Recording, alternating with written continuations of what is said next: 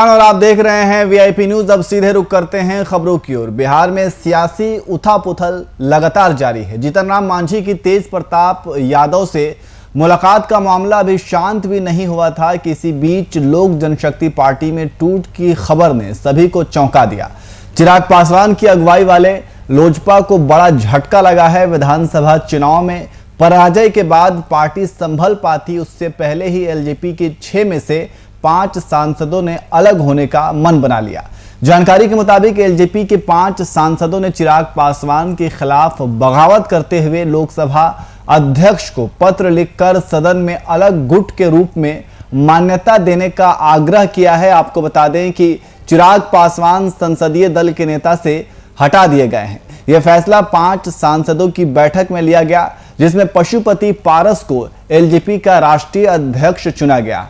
आज दोपहर 3 बजे पशुपति पारस प्रेस कॉन्फ्रेंस कर औपचारिक ऐलान भी कर सकते हैं।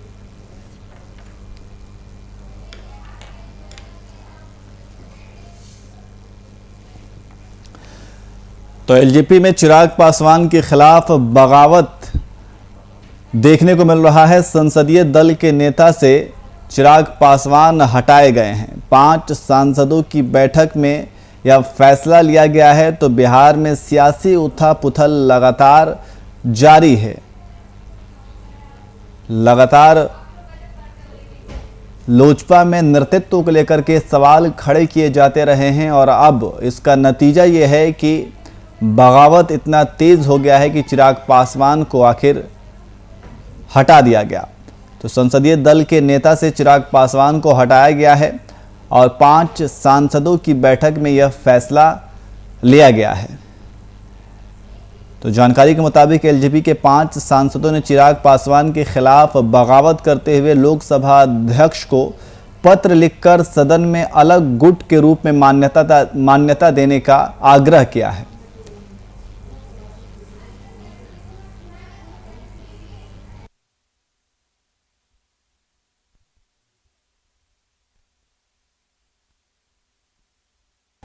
वहीं समस्तीपुर के शिवाजी नगर ब्लॉक अंतर्गत बरियाही घाट पर जल संसाधन मंत्री संजय झा निरीक्षण करने पहुंचे, जहां उन्होंने बताया कि लगभग 70 किलोमीटर की नदी के तटबंध पर मिट्टीकरण का कार्य किया गया है।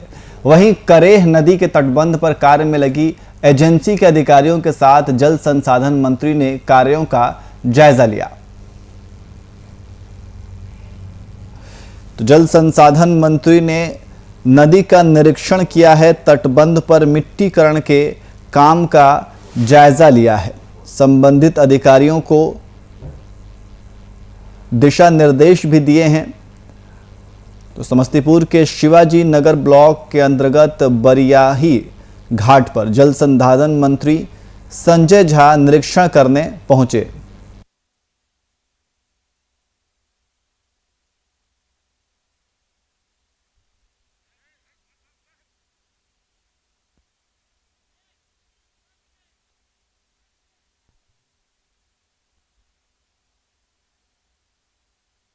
और इसी खबर पर अधिक जानकारी के लिए हमारे संवाददाता प्रवेश कुमार हमारे साथ फोन लाइन पे मौजूद हैं। प्रवेश, जल संसाधन मंत्री ने नदी का निरीक्षण किया है, निरीक्षण में क्या कुछ कहा उन्होंने?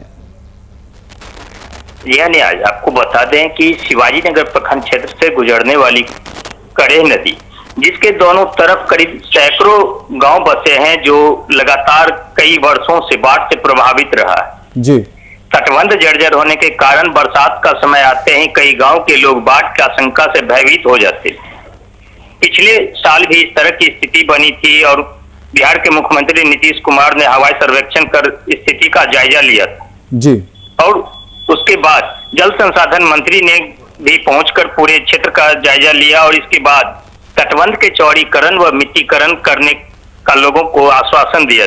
मार्च महीने में तटबंध के मिट्टीकरण व चौड़ीकरण का कार्य प्रारंभ किया गया। मध्य कुछ महीने में ही करीब 70 किलोमीटर लंबा इस पुल तटबंध का मिट्टीकरण व चौड़ीकरण किया जाना था, जिसमें काफी तेजी में काम किया गया है और उन्होंने इतने तेजी में काम जो किया गया इस पर संतोष जताया है। उन्होंने बताया कि कुछ महीने में ही तटबंध का जो चौड़ीकरण और मिट्टीकरण का कार्य है वो पूरा हो जाएगा। जी, और इसी के निरीक्षण में मुख्यमंत्री नीतीश कुमार का भी संभावित कार्यक्रम है, वो आज हो सकता है कि इस जगह पहुंचे और तटबंध का निरीक्षण करें। जी परवेश, बहुत बहुत शुक्रिया तमाम जानकारी के लिए।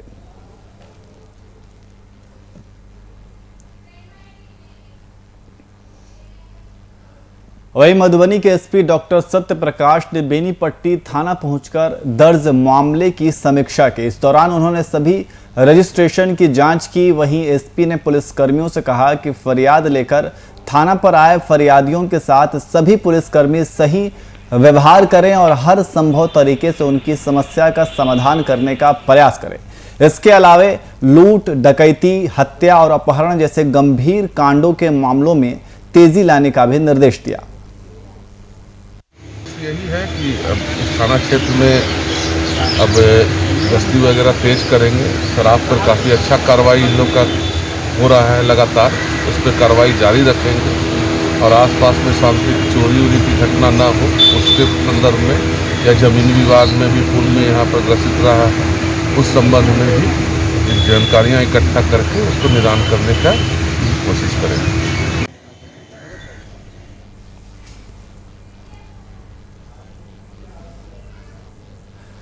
वहीं दुमका के जरमुंडी से जल आपूर्ति योजना में लापरवाही का मामला सामने आया है, जहां बासुकीनाथ नगर पंचायत में जल आपूर्ति योजना आधे अधूरे में लटका हुआ है, जिसके कारण बासुकीनाथ नगर पंचायत के स्थानीय लोगों को पेयजल की समस्या से जूझना पड़ रहा है। वहीं कुछ साल पहले से ही इस महत्वाकांक्षी योजना का शिलान्यास किया गया था, जिसका काम आज तक पूरा नहीं हो पाया है।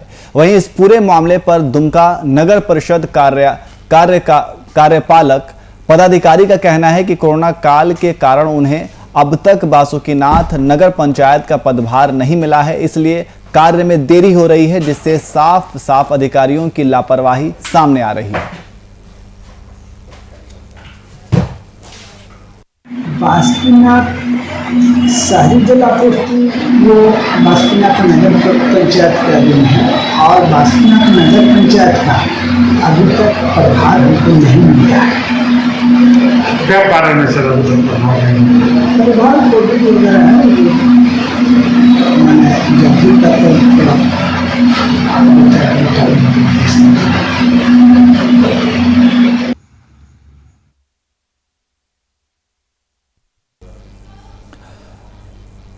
और इसी खबर पर अधिक जानकारी के लिए हमारे संवाददाता सुतिब्रो गोस्वामी हमारे साथ फोन लाइन पे मौजूद हैं। सुतिब्रो, जल आपूर्ति योजना में लापरवाही का मामला सामने आया है, ये क्या कुछ जानकारी है, ये पूरा मामला क्या है? जी बिल्कुल, बासुकीनाथ नगर पंचायत से जलापूर्ति योजना का शिलान्यास कुछ साल पहले ही हुआ था, जिसका करोड़ों पे टेंडर भरा गया था, लेकिन अभी तक वो कार्य पूरा नहीं हो पाया। अगर वो कार्य पूरा हो जाता है तो बासुकीनाथ जरमुंडी प्रखंड पे जल की समस्या नहीं होगी, किसी को जल के लिए जूझना नहीं पड़ेगा। जी, तो स्थानीय लोगों को जो परेशानियां हो रही हैं, तो इन परेशानियों को लेकर के संबंधित विभाग से स्थानीय लोगों ने शिकायत की या नहीं की? जी शिकायत किया गया है, लेकिन अभी तक किसी प्रकार का सुनवाई नहीं किया गया है।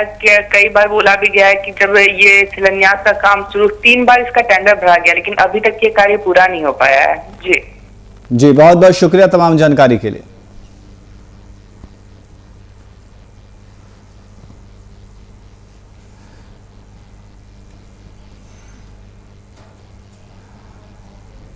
वहीं राज्य में बीते शनिवार शाम से लगाए गए संपूर्ण लॉकडाउन का पूरा असर गांवा प्रखंड में देखने को मिला। इस दौरान गांवा पुलिस प्रशासन की ओर से संपूर्ण लॉकडाउन का कड़ाई से पालन कराया गया। वहीं अस्पताल, मेडिकल और इमरजेंसी सेवा को छोड़कर सभी दुकानों और वाहनों पर प्रतिबंध किया गया था।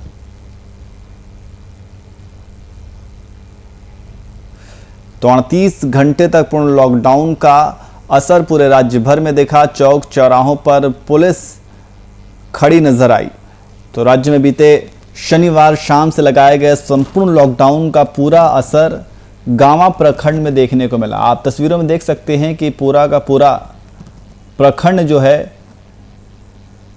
पूरा खाली है। तो ये पूरा संपूर्ण लॉकडाउन का असर यहाँ पे देखने को मिला है। इस दौरान गांवा पुलिस प्रशासन की ओर से संपूर्ण लॉकडाउन का कड़ाई से पालन भी कराया गया है। और वहीं अस्पतालों की बात करें तो अस्पताल, मेडिकल और इमरजेंसी सेवा को छोड़कर सभी दुकानों और वाहनों पर प्रतिबंध लगाया गया था। तो ये संपूर्ण लॉकडाउन जो 38 घंटे के लिए लगाया गया था उसका असर देखने को मिला है। आप तस्वीरों में देख सकते हैं कि किस तरीके से आवागमन बिल्कुल भी नहीं है, इक्के दुक्के लोग तस्वीरों में दिख रहे हैं। तो ये संपूर्ण लॉकडाउन का असर है जो लोग खुले दिल से इसका पालन भी कर रहे हैं।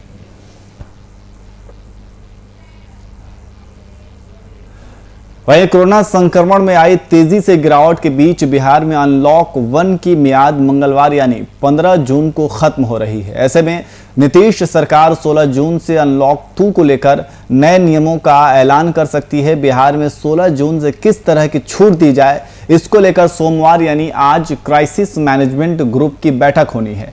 राज्य में कोरोना फिलहाल पूरी तरह से कंट्रोल में है। ऐसे में सरकार अनलॉक 1 से अनलॉक 2 तक के चरण में नियमों के अंदर कोई बहुत ज्यादा बदलाव करने के मूड में नहीं है। माना जा रहा है कि जो व्यवस्था अभी लागू है इसी को हल्के फुल्के बदलाव के साथ बहाल रखा जाएगा और प्रतिबंधों में ज्यादा ढील नहीं दी जाएगी।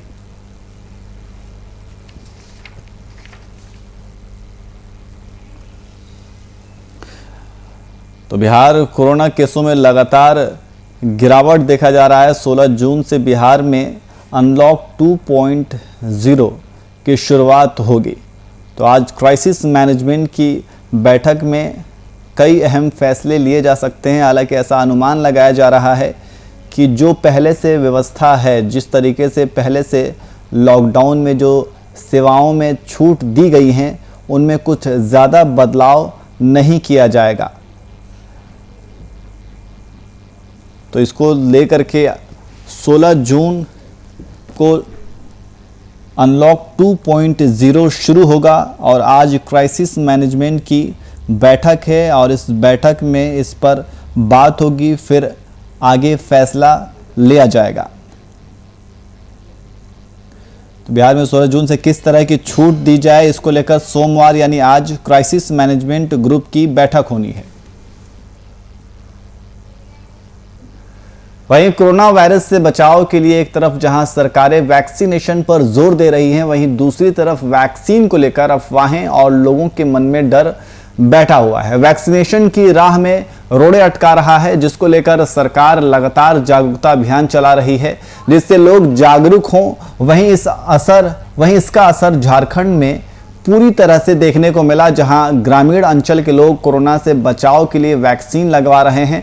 आपको बता दें कि नक्सल प्रभावित क्षेत्रों में 85% लोगों ने कोरोना टीका लगवाया है।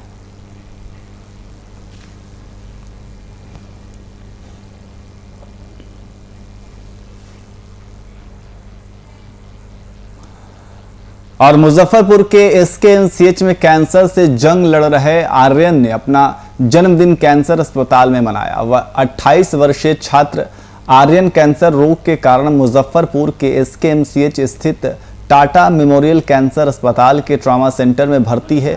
वहीं आर्यन का कहना है कि वो जीना चाहता है, आगे बढ़ना चाहता है। तो आर्यन का इलाज कर रही डॉक्टर मेघना बताया कि जब पता चला कि कैंसर रोगी आर्यन का जन्मदिन है तो उन्होंने अस्पताल के कर्मियों के साथ उसका जन्मदिन मनाने का निर्णय लिया।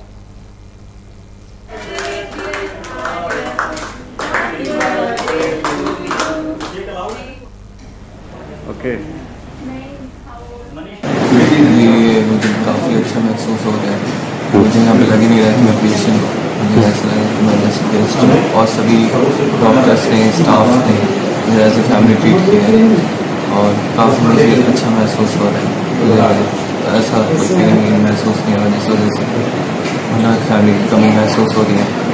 मैं खासकर थैंक्स कहना चाहूँगा डॉक्टर बुरहान, मेघम और जितने भी यहाँ पे सभी स्टाफ्स हैं उनका, उन्होंने मुझे इस तरीके से सपोर्ट किया और मेरा बहुत अच्छे से ख्याल रखा है।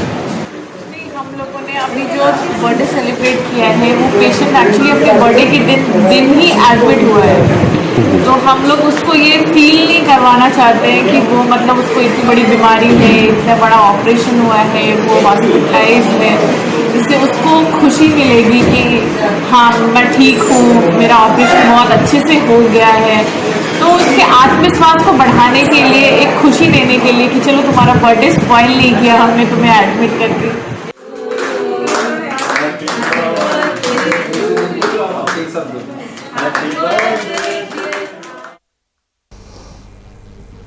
वहीं सहरसा के मंडल कारा में बंद कैदी के इलाज में लापरवाही का मामला सामने आया है, जहां हत्या के मामले में सजा काट रहे जेल में बंद कई रोगों से पीड़ित कुमोद मिश्रा को इलाज के लिए सदर अस्पताल लाया गया, जहां इनकी हालत को देखते हुए उन्हें सदर अस्पताल के डॉक्टरों ने दरभंगा रेफर कर दिया है।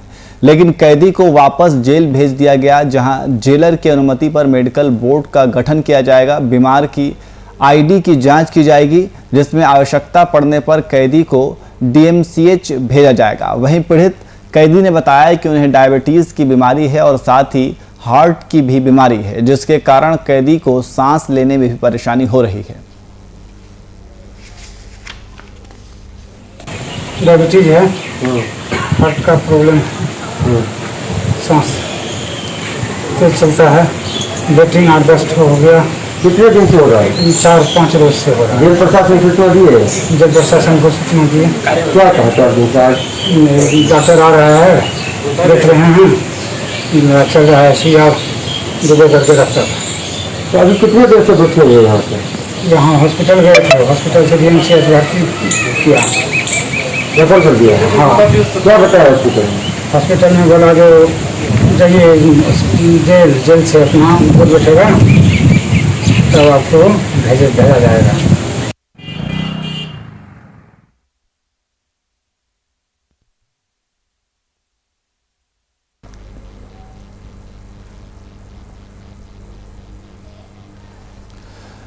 और इसी खबर पर अधिक जानकारी के लिए हमारे संवाददाता इंद्रदेव हमारे साथ फोन लाइन पे मौजूद हैं। इंद्रदेव, कैदी ने इलाज में लापरवाही का आरोप लगाया है, क्या है ये पूरा मामला?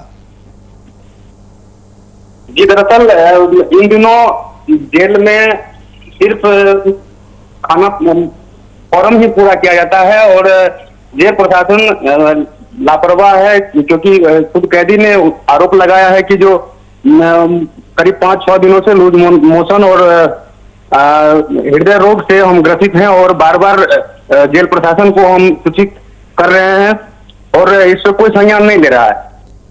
इसको लेकर के उसको फिर सदर अस्पताल भेजा गया और जेल प्रशासन चेक करवा करके फिर वापस जेल भेज दिया गया, ताकि वो जेल प्रशासन का कहना है कि जब तक ये बोर्ड गठित नहीं होगा तब तक हम लोग यहाँ रेफर नहीं करेंगे, क्योंकि सदर अस्पताल उसको डीएमसीएच रेफर कर दिया है। ये कैदी जेल में कब से बंद है और किन आरोपों में बंद है? ये हत्या के आरोप में बंद है। 5 सालों से करीब 3.5-4 साल करीब वो सजा काट चुके हैं। जी, बहुत बहुत शुक्रिया तमाम जानकारी के लिए।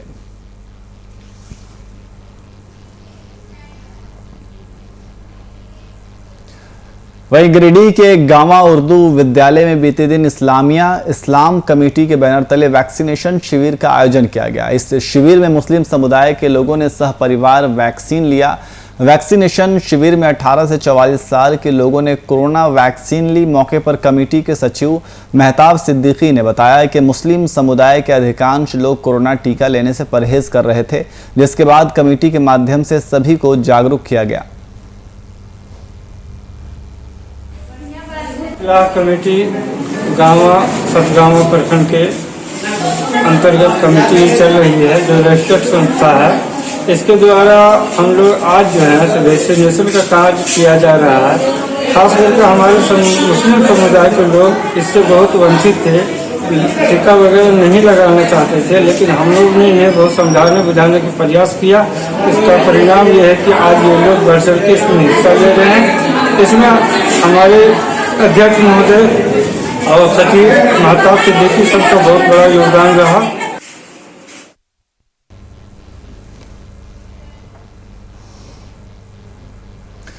और बेगूसराय में अपराधियों के हौसले दिन पर दिन बुलंद होते जा रहे हैं। अपराधी एक के बाद एक आपराधिक घटनाओं को अंजाम दे रहे हैं। ताज़ा मामला बेगूसराय से सामने आया है, जहां बेखौफ बदमाशों ने एक भाजपा नेता को गोलियों से छलनी कर दिया। वहीं गोली चलने के बाद घटनास्थल पर काफ़ी देर के लिए अफरा तफरी का माहौल उत्पन्न हो गया। वहीं घटना को अंजाम देकर अपराधी हथियार लहराते हुए मौके से फरार हो गए। घटना मटिहानी थाना क्षेत्र के रामदिरी नकटी टोला की बताई जा रही है। इस मामले के बारे में बताया जा रहा है कि कृष्ण मोहन सिंह अपने घर से मार्केट आ रहा था, तभी घात लगाए अपराधियों ने अंधाधुंध फायरिंग शुरू कर दी। इस दौरान पीड़ित को 2 गोलियां लगी।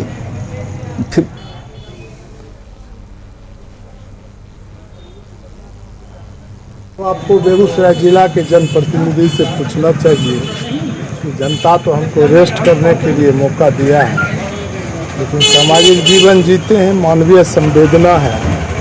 इस क्षेत्र में ही थे तो जानकारी मिली भारतीय जनता पार्टी के नेता भाई जामलाल जी को गाँव में ही गोली मार दी गई। मेरा तो स्पष्ट यही सोच है जो हम समझते हैं। तो बेगूसराय जिला में पुलिस का इकबाल खत्म हो गया, अपराधी का इकबाल है, कोई सुरक्षित है।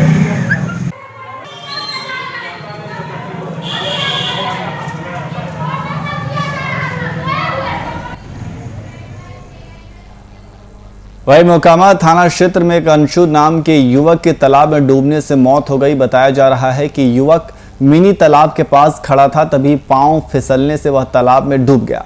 वहीं मौके पर मौजूद लोगों ने युवक अंशु कुमार को तालाब से बाहर निकाला और नाजरेत अस्पताल में भर्ती कराया।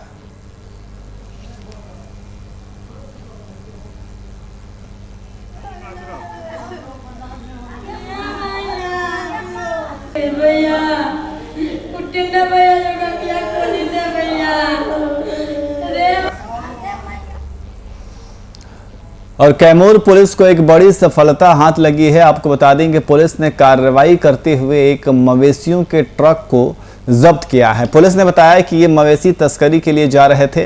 फिलहाल पुलिस ने 12 मवेशी सहित एक तस्कर को गिरफ्तार कर आगे की कार्रवाई शुरू कर दी है।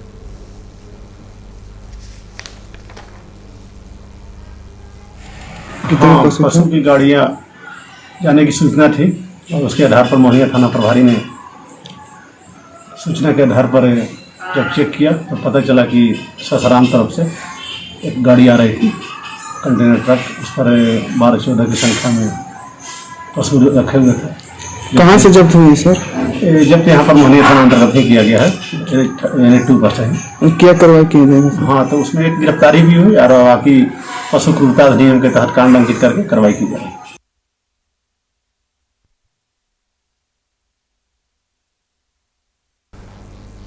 वहीं भागलपुर के जगदीशपुर थाना क्षेत्र के सनहौली गांव में बीते दिन जगदीशपुर पुलिस द्वारा छापेमारी कर एक आरोपी को भारी मात्रा में हथियार के साथ गिरफ्तार किया गया। इस छापेमारी का नेतृत्व प्रशिक्षु डीएसपी के द्वारा किया गया। इस दौरान आरोपी के घर से एक देसी पिस्टल, एक राइफल, 2 मोबाइल बरामद किया गया। फिलहाल आगे की कार्रवाई के लिए जांच पड़ताल की जा रही है।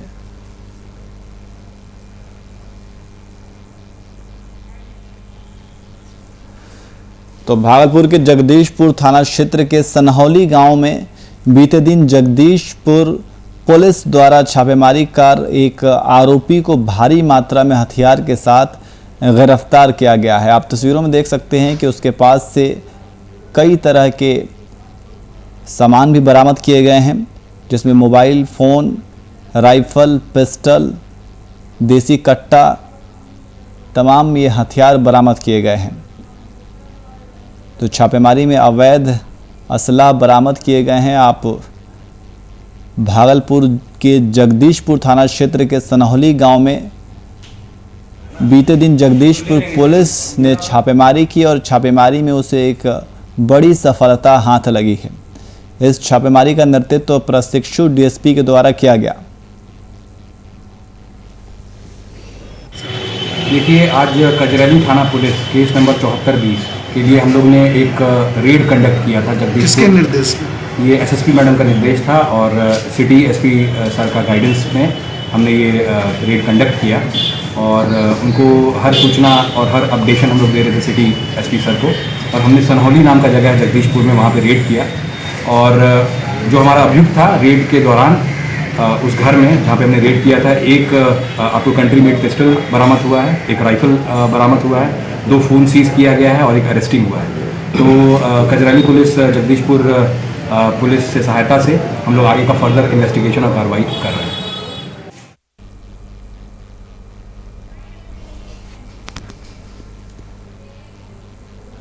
फिलहाल बुलेटिन में इतना ही। देश और दुनिया की तमाम खबरों के लिए देखते रहिए VIP न्यूज़। नमस्कार।